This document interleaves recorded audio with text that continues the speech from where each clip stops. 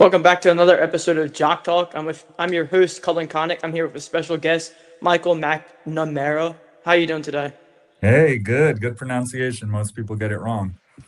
I try my best. It's a hard name to pronounce. Yeah, it's you would have to know Jerry McNamara, Carmelo Anthony's point guard at Syracuse when they won the title. That's really the only famous.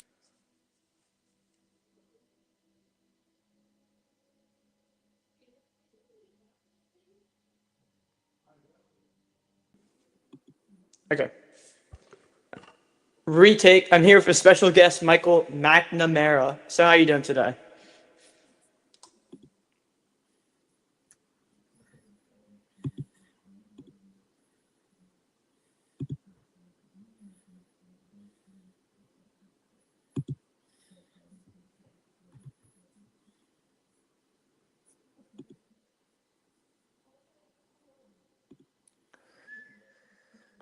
How are you doing today? Hey, good. How are you?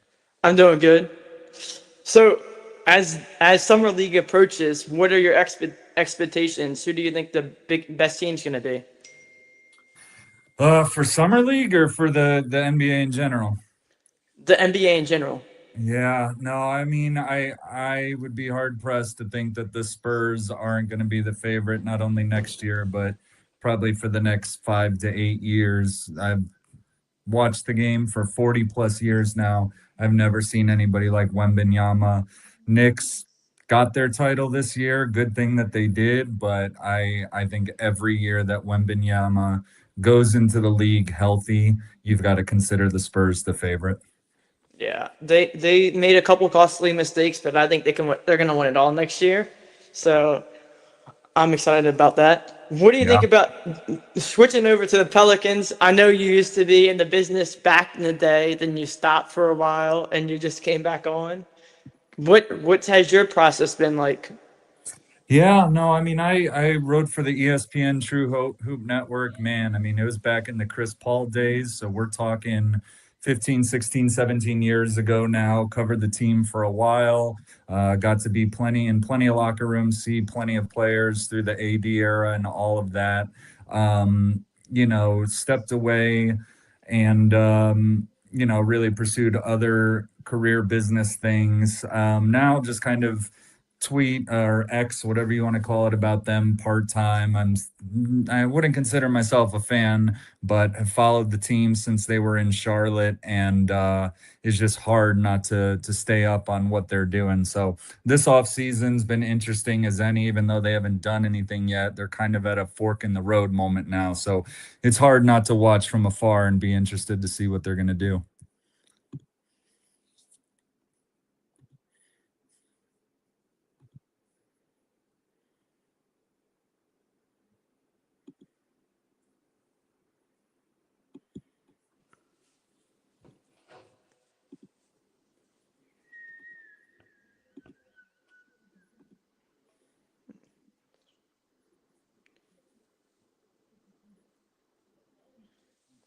Do you think Zion fits in with Mosley?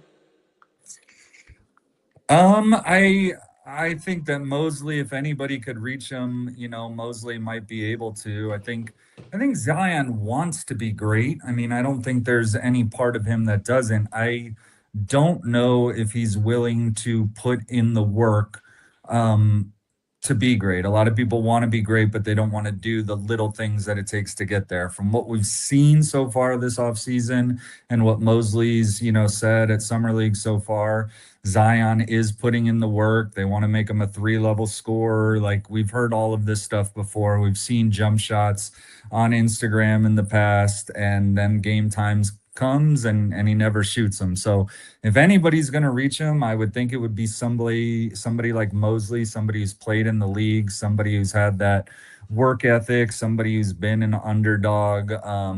So I would just say, if Zion doesn't break through this year, if he stays healthy and doesn't break through and show some diversity to his game, I just find it hard pressed to believe it'll ever happen for him.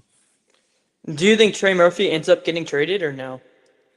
I always bet no on things like this. I think I think what's happened in the culture, as I've seen, like I said, I covered the team 15, 16, 17 years ago. Social media wasn't a big thing.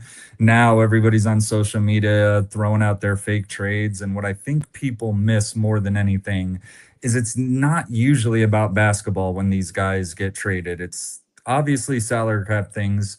But more than anything, it's political stuff. It's deals with agents. It's things that aren't going right in the locker room or maybe a better fit in the locker room. So, all of that said, like I always bet against trades because there's so many moving parts. If he were to get traded, though, I think Detroit is the most likely landing space. I know that our front office really likes Oscar Thompson. I know that the Pistons love Trey Murphy, obviously. Langdon loves him. So if he's going to get traded, which I'd put at about 25%, I would put almost all of that percentage chance on Detroit. What would a trade package look like from what you're hearing? Yeah, I think there's two possibilities. One is Osir Thompson, Duncan Robinson, and one first round pick. The other would be Ron Holland, Duncan Robinson, and three first round picks. And it's, from what I've heard, the Pelicans would prefer the first one. They would prefer Osir Thompson. And obviously he's the better player. He's the one probably with more upside. What I would say to Pelicans fans would be, are you willing to pay Osir Thompson 35 to 40 million dollars in 2 years when his extension comes up if he continues to show promise but not really the level of production that somebody like Trey has shown? Yeah, I think if Azar gets his jump shot down, he should be really good in the future. Uh, are the Pelicans targeting any centers that you know of? Is they need like a floor spacer out there that can shoot the ball, like a Miles Turner, Yeah. or Yeah, I have a my best friend who I grew up works in Eastern Conference front office, and we talk a lot. And he let me know a couple of days ago that the Pelicans aren't really making any outbound calls on Trey Murphy and Herb Jones. What they are doing is they're accepting calls on those guys if people want to make a crazy offer. But the outbound calls that they're making are on guys like Miles Turner. They've checked in on Okongwu, who the Hawks have no plans to move. They've checked in on Nas Reed. They've checked in on Wendell Carter Jr., amongst others. So I think their dream scenario would be to trade Poole and or Jordan Hawkins, bring in a center that, could play 22 to 28 minutes while Missy continues to develop, while maybe Makovich, gets some spot duty here and there. And I think the plan is to have Queen play mostly four, behind Zion this year.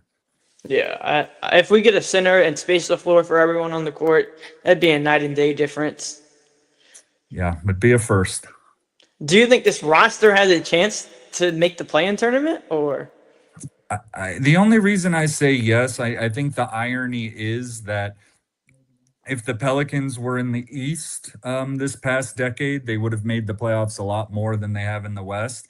I think this year it is actually easier to make the play-in tournament in the West than the East. I think there's a number of teams that, in the West, don't look too formidable. Sacramento, the Clippers are kind of rebuilding. Golden State, if they don't get LeBron, Dallas, Memphis, like I think they actually have a chance to sneak in at 9 or 10 in the West, assuming, as we have to, assume every year, that they get, even mild injury luck. If the same injuries hit them that seem to hit every single year, they have no chance. But if they actually get some injury luck on their side this year, I think they have an outside chance to finish ninth or 10th.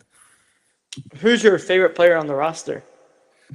Whew, I mean, for me, it's Jeremiah Fears. If you make me GM or president of basketball operations tomorrow, I build the whole thing around Fears. I slow down the build. I trade Trey. I trade Herb. I trade Zion, and I'm all in on Fears. I think, what you saw, in Brunson might not be a realistic. I don't think Fears is ever going to be that level of shooter. I don't think he's going to have that level of craftiness.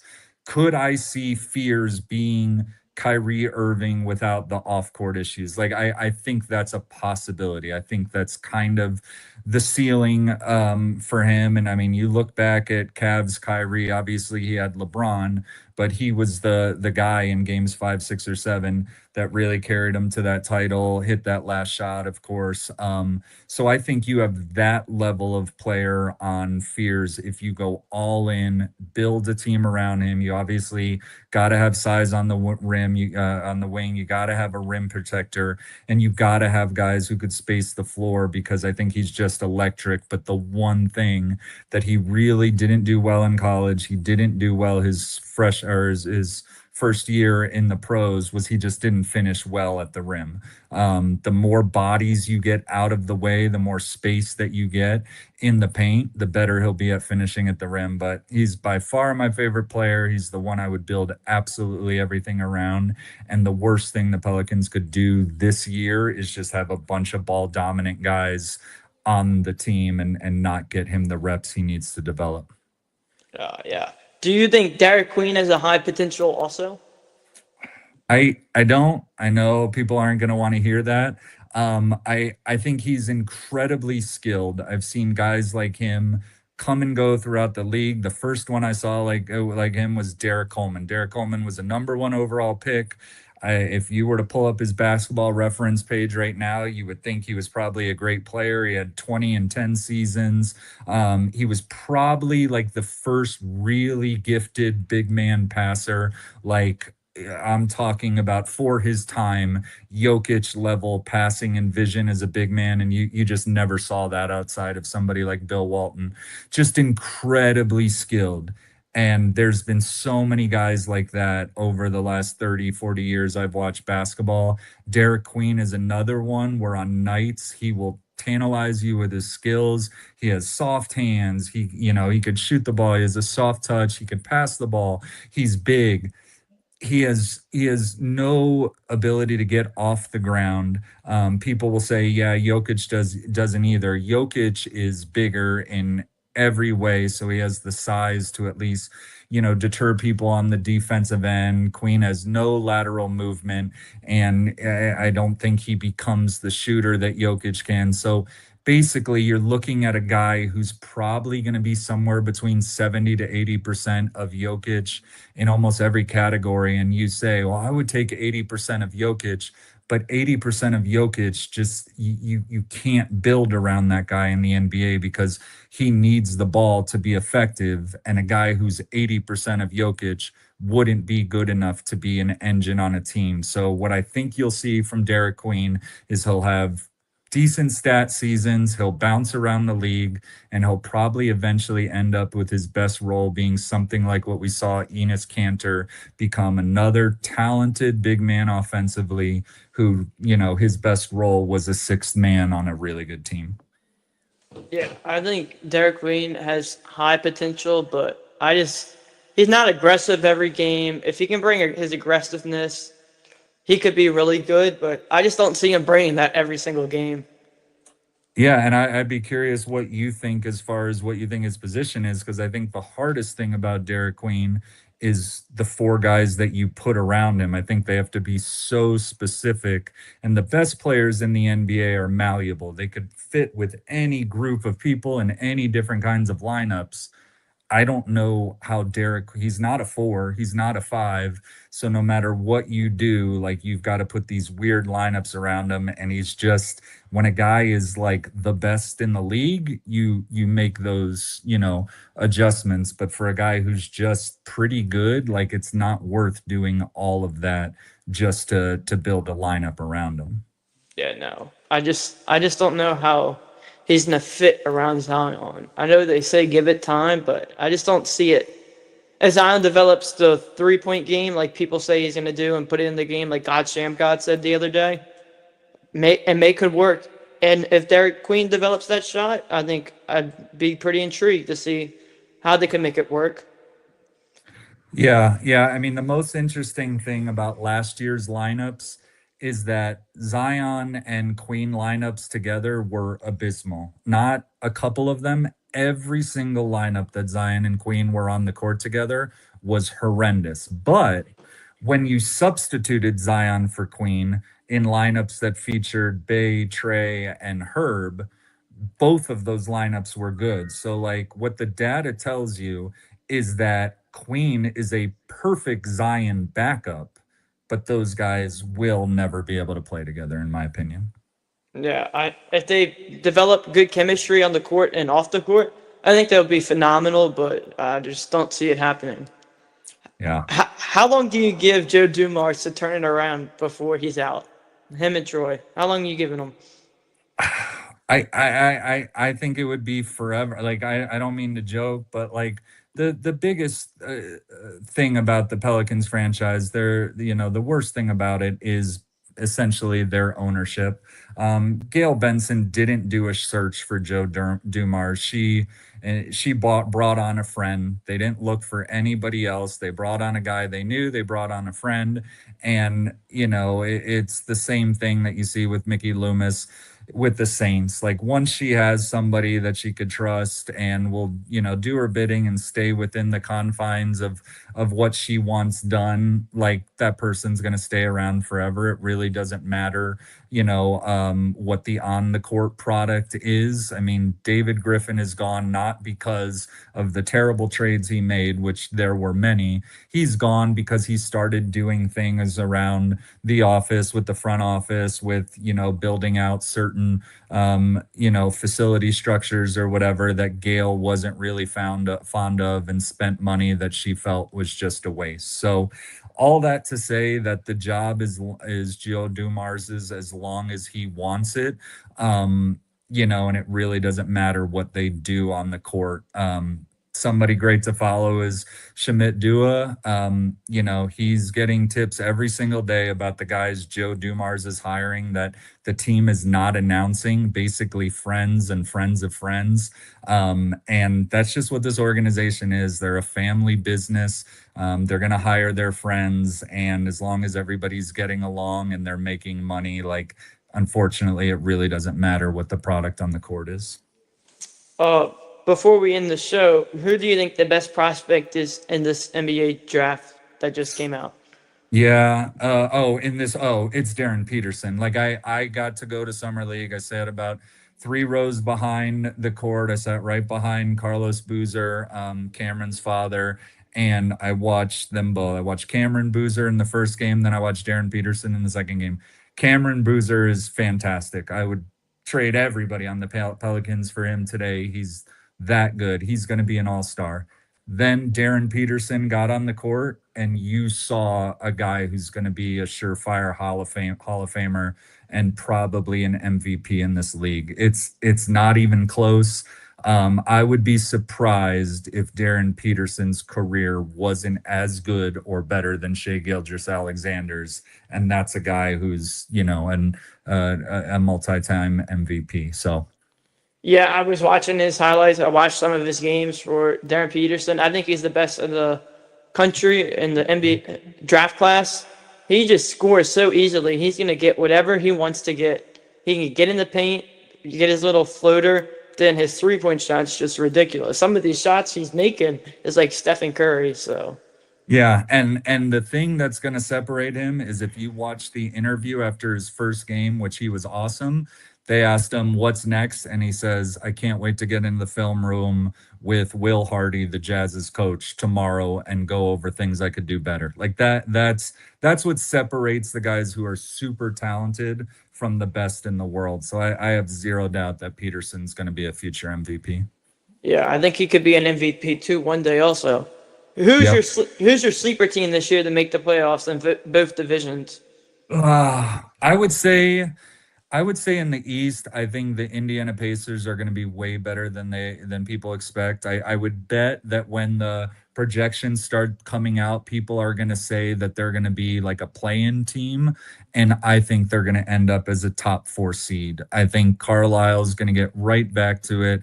They're going to run and gun everybody off the court. They're going to have plenty of depth, and Zubac's going to make a huge difference for them on defense. So I got Indiana there. In the West, I would say a sleeper, like a team that everybody says will miss the playoffs.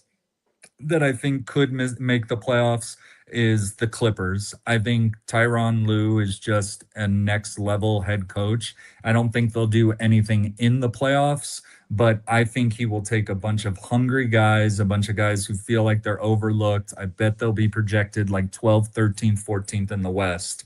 And I think at the end of the day, they end up making the playoffs. My two teams in the East, I'm gonna say Washington's gonna make a. I think Okay. Washington, if they're healthy with Trey Young and Anthony Davis and a young Yeah. core around Trey Johnson and AJ DeSanta, they also got Alex Sarr, who's really good. I think they can make a big run, like a 8 seed in the Eastern Conference. So Okay. maybe they could be surprising. And the team in the Western Conference that no one's talking about is the Utah Jazz. Uh, They got Keontae George, Darren Peterson, Jaren Jackson Jr., and Laurie Marketing. I just don't know who their center is yet. Yeah, I live out here in Utah. They're planning on going with Nurkic at center. He's not going to finish games, but he'll start games. But what they really love about him is the way he sets screens and picks for guys, and also gives them a little bit of defensive protection. So sounds like they're going to start Nurkic, play him 20 minutes a game. He won't finish games. Jaren Jackson will finish games at the five, but Nurkic is going to start. Thank you for coming on. Thanks for taking your time to come on my show. Yeah, appreciate it. Best of luck to you. Keep grinding. Thank you. All right. Peace. Another Bye. episode of Jock Talk will be coming out soon. See you.